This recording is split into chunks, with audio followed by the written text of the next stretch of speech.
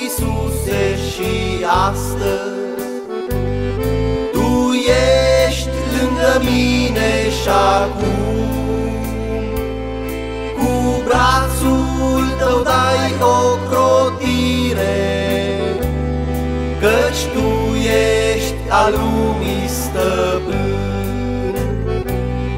Cu brațul Tău dai ocrotire, căci Tu ești al lumii stăpân.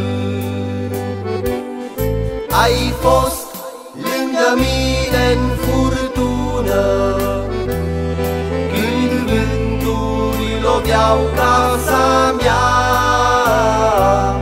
Tu m-ai ridicat cu a Ta mână, când nimeni nu m-a ridicat.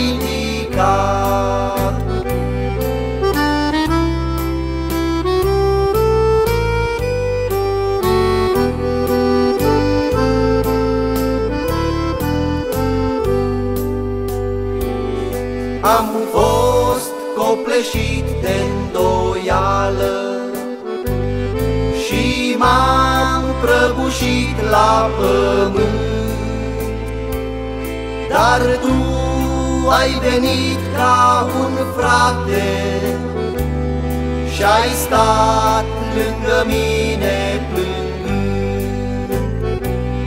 Dar Tu ai venit ca un frate și-ai stat lângă mine plângând. Ai fost lângă mine-n furtună, când vânturi loveau casa mea. Tu m-ai ridicat cu a Ta mână, când nimeni nu m-a ridicat.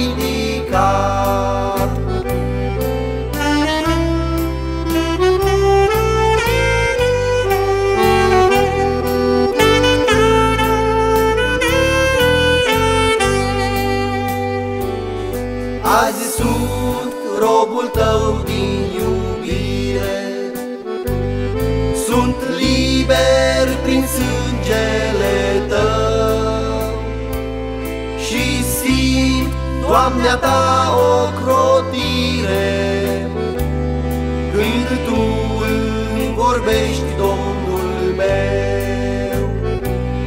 Și simt, Doamne, a Ta ocrotire, când Tu îmi vorbești, Domnul meu. Ai fost lângă mine-n furtună, când vânturi loveau casa mea.